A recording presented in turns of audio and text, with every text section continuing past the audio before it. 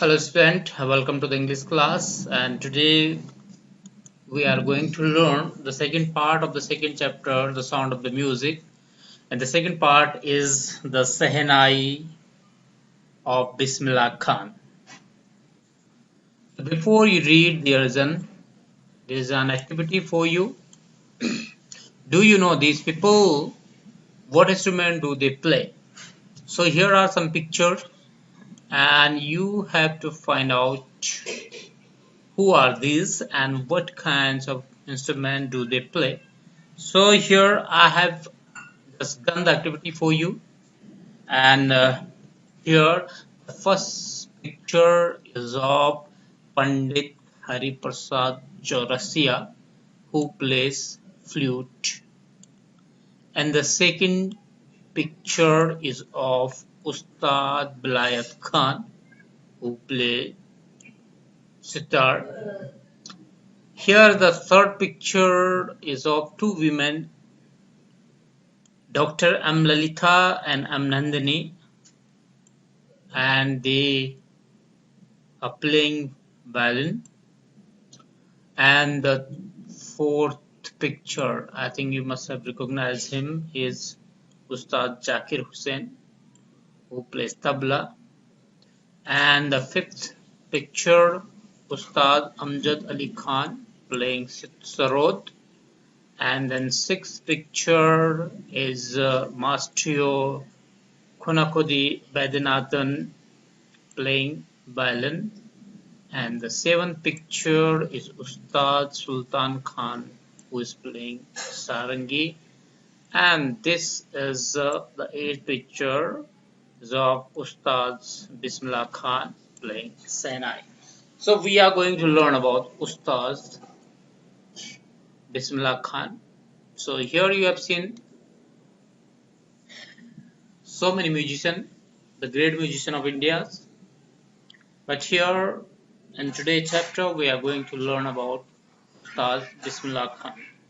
So here is the picture of Ustad Bismillah Khan playing Shehnai.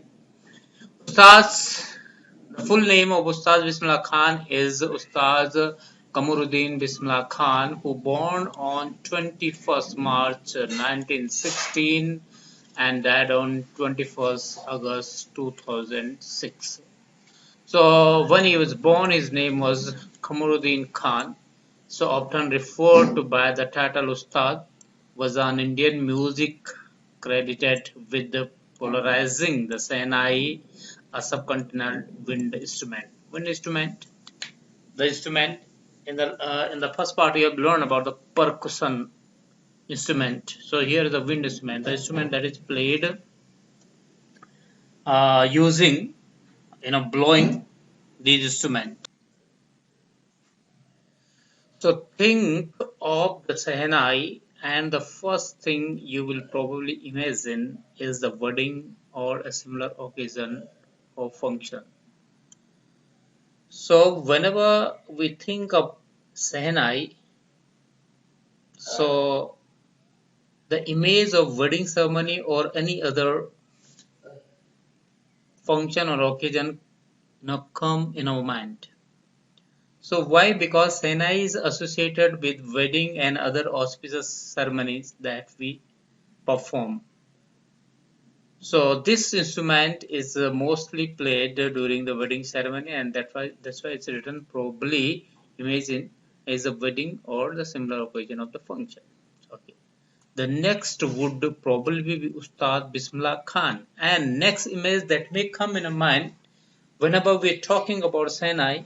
So the image will be of Ustad Bismillah Khan, because he is the maestro who has been a very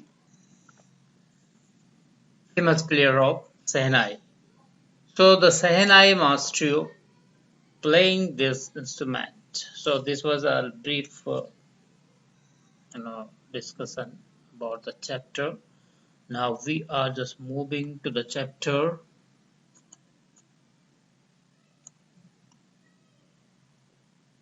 Okay, so Emperor Aurangzeb banned the playing of musical instrument. Emperor Aurangzeb, this is the time when we were under the Mughal rules. So that time, this Emperor Aurangzeb banned the playing of musical instrument called pungi. So pungi is also a musical instrument, reeded musical instrument. I can show you the image of. So this is the image of pungi. This one you can see there are some hole, and this is a pipe. This is the mouthpiece where the wind is blown, and this is the image of Shehnai. So he banned pungi, Aurangzeb, in the royal residence for it had shrill unpleasant sound. So why did he ban pungi? Because it has a shrill unpleasant sound. Shrill means very sharp sound. Okay, so that's why he banned it. Playing in the royal residence. Royal means that is related to the king. Royal residence means a residence or the place or the area where the king used to live. So in that area or in that royal residence, he banned pungi because it has shrill, unpleasant sound. Unpleasant means that is not liked by our ear. That is unpleasant. Pungi became the generic name for the reeded noisemakers. Pungi became the generic. Generic means a one name given to the whole class. That we call generic. Generic name given to a class or a group as a whole. So that we call generic name. So pungi is the name given to the reeded instrument. Now we'll learn reeded. What is it? Reeded. Reeded means reed is a a woody part, a slender and hollow piece of wood. Generally, these come from the plant like bamboo. So bamboo is hollow from inside. So like this type of wooden stem are called a reed. So pungi became the generic name for reeded noisemakers. Noisemakers mean you can say instruments. So why it is called noisemaker? Because that time it might have been unpleasant sound, and that's why it's called noisemaker. So means all the instrument made of a reed were given a generic name pungi. Means all the instrument was generally came in the class of pungi. Now you can imagine some more reeded instrument like flute is there, your Shehnai is there. So these are all called bansuris. These are all called reeded instrument. Okay. So few had thought that it would one day be revived. So because pungi was not liked, that time pungi or other reeded instrument was not that much pleasant, and that's why it was they didn't provide a melodious voice, and that's why they were not liked by the people, and Aurangzeb even banned it in playing in the royal residence. But few had thought, means most of the people never thought that one day this instrument will be revived. Revived here to make it popular, to make it famous or make it popular. So nobody had thought that one day it will be revived, or version of pungi will be of version of reeded noisemaker will be revived, or it will be modified and it will become a very popular instrument later on. So nobody thought about that. Okay. A barber of a family of professional musicians who had access to the royal place decided to improve the tonal quality of the pungi. So there was a barber of the family of professional musicians who belongs to a professional musician family. He was barber, but he was from a professional musician's family. From professional musician family, and who had access. Access means when you have permission to enter any place, that means you have access to that place. So this barber, who was from a musician's family, had an access. Means he was permitted or he was allowed to get into the royal palace. Royal palace, you only know, royal, the kingly palace. Okay. So he was allowed or he had access to the royal palace, decided to improve the tonal quality of the pungi. He decided to improve the tonal quality. Tonal quality means related to tone. So he wanted to improve the tone of that pungi that was very shrill, that was very sharp, that was unpleasant. So he wanted to improve it. So he decided it. He chose a pipe with a natural hollow stem that was longer and broader than the pungi. Now, what did he do? He chose a pipe with a natural hollow. Natural hollow. That reed I already mentioned. Hollow means that is empty from inside. Like you can imagine about the flute. So it's a similar to a pipe. So that we call hollow stem. The stem that is hollow from inside, the stem that is empty from the inside. So he chose the pipe that has a hollow stem, and that was longer and broader than the pungi. It was not only hollow, but it was longer and broader than the pungi. The size was longer, and it was even broader also in the size. Okay, and made 7 holes on the body. He made 7 holes on the body of that pipe of the pipe. Okay, so when he played it on it, closing and opening. Now he started playing it, closing and opening some of these holes. Soft and melodious sound were. Melodious, very sweet sound, the soothing sound that we like, that is very pleasant sound that we call melodious. So when he chose a pipe that was broader and longer than the pungi, he made 7 holes on the body of that pipe, and now he started playing it by closing and opening of some of these holes, and a very soft and melodious sounds were produced. Okay, so he played the instrument before royalty and everyone was impressed. Before the royalty, I mean people from the king's family. So he played the instrument before royalty and everyone was impressed. They were very happy with the sound of that instrument. The instrument, so different from pungi, had to be given a new name. Now, because it was not a pungi, it was improvised version of pungi, and that's why it won't be called pungi and it has to be given a new name.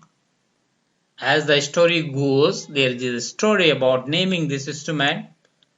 Nobody knows whether the story is true or not, but the story goes, since it was first played in the Shah chambers. Shah was the predecessor of Aurangzeb's chamber, meaning his room. Okay, so since it was played in Shah chambers, in his room, and was played by Nai, a barber. Nai is a Hindi word for the barber. So, and was played by a Nai, and that's why the instrument was named Shehnai. Shehnai. So this is the story about how this instrument was named. So here you come to know that pungi was a very shrill and unpleasant instrument that was not liked by the most of the people, and Aurangzeb banned it playing in the royal place. A barber that was belongs to a professional musician family decided to modify this instrument. He took a pipe and made some holes on it. That was the pipe was broader and longer than the pungi. And then he started playing it. The sound was very pleasant. Everybody liked it, and it was named Shehnai. So here are the two images of. I've already shown you. Okay, the image of pungi and Shehnai. So this is pungi, and this is Shehnai. It's a longer and broader. Okay, pungi and Shehnai. Moving now to the second paragraph. The sound of Shehnai began to be considered auspicious. Auspicious means that bring fortune, promising to bring good fortune. So it began to be considered auspicious, means playing of this Shehnai was being related to bringing fortune or good luck, and for this reason it is still played in temples as an indispensable component of any North Indian wedding. So because it was considered to be auspicious, and that's why for this reason still it is played in temple, and not in North Indian. You might have not seen in the temple playing Shehnai, but if you go to the southern India, so you will see the most of the temples there are some musicians who play Shehnai and other instruments, mridang and these all. Okay, so there it is played and is an indispensable component of any North Indian wedding. Indispensable means this that cannot be left, or which is a must, and as a piece of work cannot be done without it, which is compulsory, without which we cannot do anything, that we call indispensable. So for example, if you want to learn computer, of course you have to have a computer. Without computer you cannot learn computer. So computer, to learn a computer is the machine or the device become indispensable. So it's an indispensable component of North India. Means no wedding in North India would be accomplished without Shehnai. So it has become a part or parcel of wedding ceremony, and it was compulsory to be played in the temples that time. Okay. So in the past, the Shehnai was part of the Naubat or traditional ensemble. Just pay attention to the pronunciation of this word. This is not ensemble, it is pronounced ensemble. Okay. So the Shehnai was part of the Naubat. Naubat, you can say it's a group of instrument. So Shehnai was also the part of that Naubat, the part of that group of instrument, or we can say it's a traditional ensemble of 9 instruments found at royal courts. Means in the royal courts, again royal courts, the court of the king.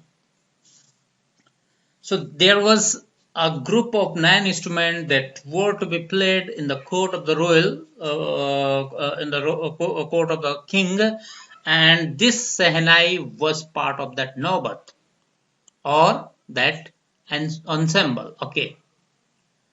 So till recently it was used only in temples and weddings. So till recently means it was in the recent past, till recent past it was used only in temples and weddings. So because there is no royal court now, so it can be played there. The credit for bringing the instrument onto the classical stage goes to Ustaz Bismillah Khan. Now, Bismillah Khan was a musician who brought this instrument to the classical onto the classical stage. I mean to say that he made this instrument such a popular instrument that now it is known everywhere. So this credit goes to Ustad Bismillah Khan. As a 5-year-old, Bismillah Khan played gilli danda near pond of the ancient state of Dumron in Bihar. Now, a little bit description is given about Bismillah Khan. So, when he was 5-year-old boy, he used to play gilli danda. You must be knowing about the gilli danda. Okay, nowadays nobody play it, but in the till recent past it was played by the young children. So he used to also play it near a pond in ancient state of Dumron in Bihar. So he would regularly go to the nearby Bihariji temple to sing a Bhojpuri cheta. So that time, at that young age only, he would regularly go to the nearby Bihariji temple to sing a Bhojpuri cheta.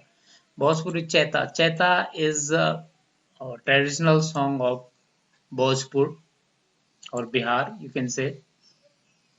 So he used to sing Cheta there at the temple, and at the end of which he would earn a big laddu weighing 1.25 kg. So after singing the Cheta, he would be given a laddu that was weighing 1.25 kg.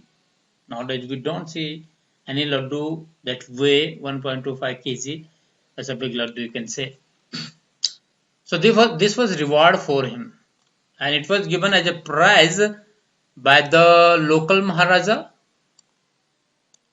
So this happened 80 years ago. Means 80 years ago he would get a laddu weighing 1.25 kg as a prize to sing Cheta, Bhojpuri Cheta at the temple, Bihariji temple. So 80 years ago he would get this laddu as a prize, but 80 years after, the title, the little boy has traveled far to earn the highest civilian award in India. But 80 years ago, a year after, he was given the highest civilian award, and that is Bharat Ratna. So he was given Bharat Ratna. Now, born on 21st March 1916, Bismillah belongs to a well-known family or musician from Bihar. His grandfather Rasul Baksha Khan was the Shehnai Nawaz of the Bhojpur king court. Shehnai Nawaz means a person who plays Shehnai in the court of the Bhojpur king. His father Paigambar Baksh and other parental ancestors were also great Shehnai players. So his ancestor, his father, not only his father but his other ancestor, paternal ancestor means the ancestor from the father side. They were also a great Shehnai player. They used to play Shehnai. So we come to know about the background of Bismillah Khan. He was from Bihar. He was born on 21st March 1916, and his father, another ancestor, would play Shehnai.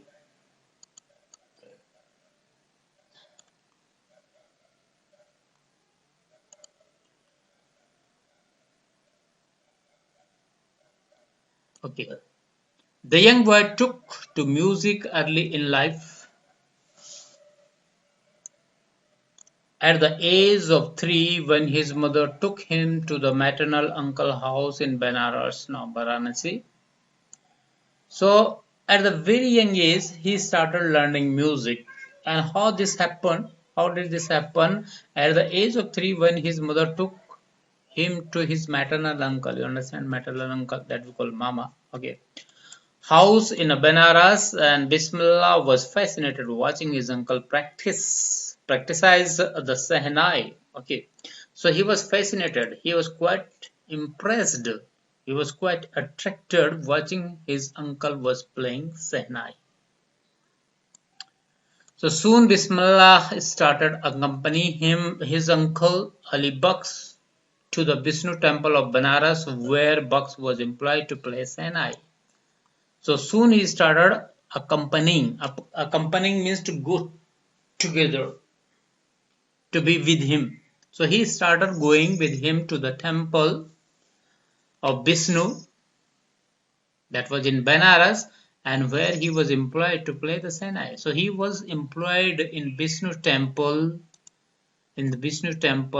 of Benares to play Shehnai, and who started? Bismillah Khan started accompanying him. Ali Bux was his uncle. So Ali Bux would play the Shehnai and Bismillah would sit captivated for hours on end. So when Ali Bux you would play the Shehnai at the temple, Bismillah Khan would sit there captivated, mean quite fascinated. Captivated means was quite impressed. So for hours on end. On end means for a long time without stopping. Continuously he would watch him playing Shehnai. So slowly he started getting lessons in playing the instrument and would sit practicing throughout the day. It's very simple. So now his uncle started, giving him lessons, and he started playing and practicing throughout the day. For years to come, the temple of Balaji and Mangalamai and the banks of the Ganga became the young apprentice's favorite haunts where he could practice his in solitude. Okay. So later on, in the coming years, when he has taken some lessons, it was time to practice. So for years to come, the temple of Balaji and Mangalamai, these two temples, temple of Balaji and Mangalamai and banks of Ganga. So these are the three places mentioned here: temple of Balaji, temple of Mangalamai, and temple of not the bank of Ganga. These three places became the young apprentice's favorite haunts. Apprentices means who practice something, who started learning something, that we call apprentices.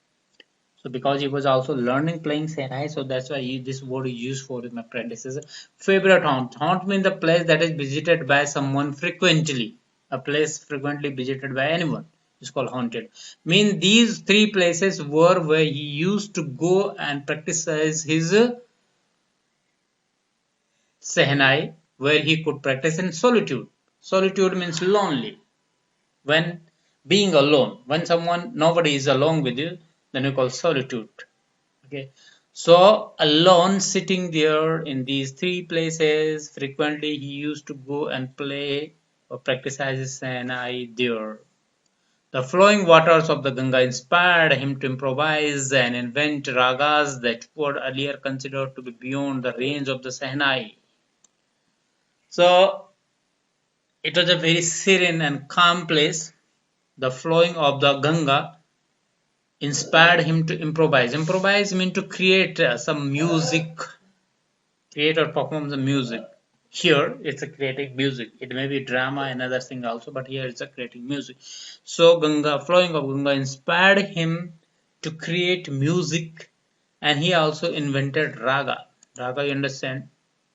In classical music, the different raga are there. On based the raga we create songs and this all. So he invented raga, and that was earlier considered to be beyond the range of Shehnai. So it was thought that we cannot play Shehnai on the basis of raga, but he created his own ragas, and he shattered the myth that Shehnai cannot be played, or playing Shehnai you cannot compose raga. So this he did. So at the age of 14, At the age of 14, Bismillah accompanied his uncle to the Allahabad Music Conference. So when he was 14 years old, he accompanied his uncle to the Allahabad Music Conference. There would be a music conference in Allahabad, and he went there. At the end of his recital means playing of Shehnai. Here is playing of Shehnai. So at the end of his playing Shehnai, Ustad Fiaz Khan patted the young boy's back and said, "Work hard and you shall make it." So Ustad Fiaz Khan patted his young boy's back. Patted means when you tapped it gently in order to encourage you. So he patted his back and said, "Work hard and you shall make it." You shall make it means you will become success in your attempt of playing Shehnai. Means you will become a successful musician or successful player of Shehnai. So with the opening of All India Radio in Lucknow in 1938 came Bismillah's big break. So in 1938, All India Radio opened there, and this gave a big break to Bismillah Khan. He soon became an often heard Shehnai player on radio. Means he was invited by All India Radio to play Shehnai, and this was indeed a big break for him, and people started listening to him on All India Radio. Soon he became often heard Shehnai. Means frequently people used to hear him on the All India Radio playing Shehnai. When India gained independence on 15 August 1947, Bismillah Khan became the first Indian to greet the nation with his Shehnai. So this was also a great opportunity for Bismillah Khan, that he was the first Indian to greet the nation with his Shehnai on 15 August 1947 when India gained independence. He poured his heart out into raw coffee from the Red Fort to an audience which included Mahatma Gandhi and Pandit Jawaharlal Nehru, who later gave him famous Trust with Destiny speech. Okay, so he poured. This pour was come in the first part of this chapter. Pouring means here flowing. So he flowed his heart out into raga coffee. Means he play raga coffee with his heart from the Red Fort while greeting the nation to an audience which included Mahatma Gandhi. To the audience which included Mahatma Gandhi means Mahatma Gandhi and Jawaharlal Nehru was also sitting there in the audience, and Bismillah Khan was playing for them, and who later gave him famous Trust with Destiny speech. So this Trust with Destiny is the speech of Jawaharlal Nehru, which he has given on the on 14th August midnight to the elite people of India. So the copy of this speech was given to him by Nehru. Bismillah Khan has given many memorable performances both in India and abroad. Very simple. His first trip abroad was to Afghanistan, where King Jahir Shah was so taken in by mastery that he gifted him priceless Persian carpets.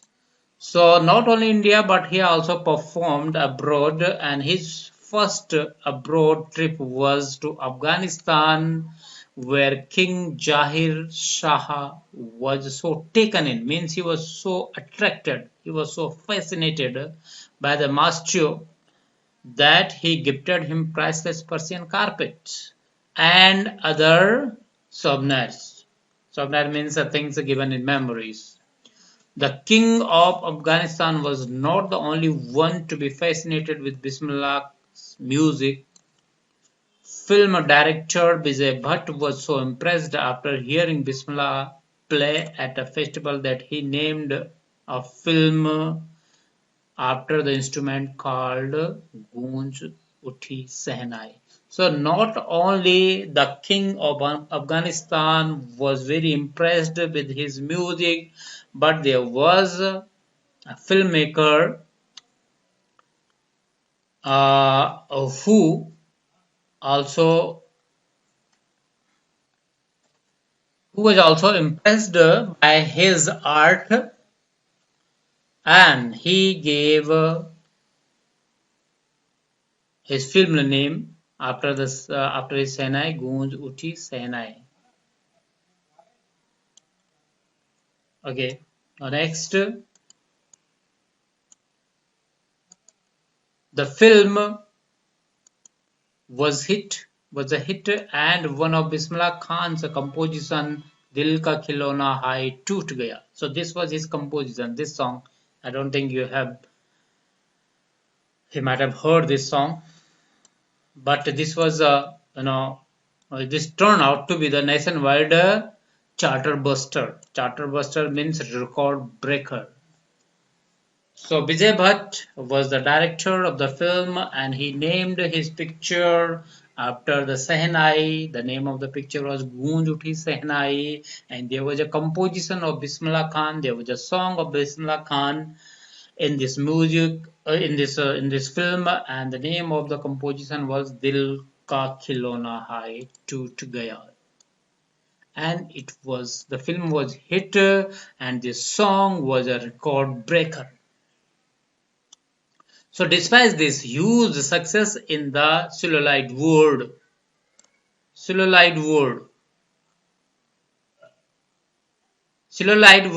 is an old reference given to the film.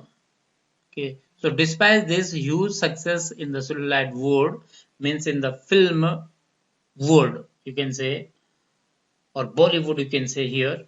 So despite his huge success in celluloid world, Bismillah Khan ventures in film music were limited to two. His venture means a project. Venture generally when you take a risk of doing something. Okay, so here we can say project. So his project was limited to only two. Means he only worked in two movies.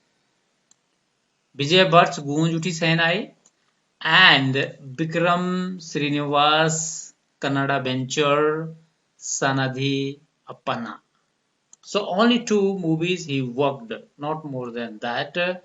And what did he say about it? I just can't come to terms with the artificiality and glamour of the film world. So he didn't like the artificiality. Means in the movie, originality is not there.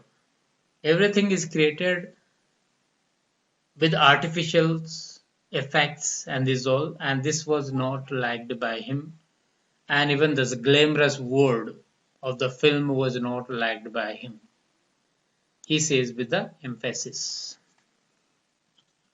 So that is all for today. We will continue in the next video lecture. Thank you.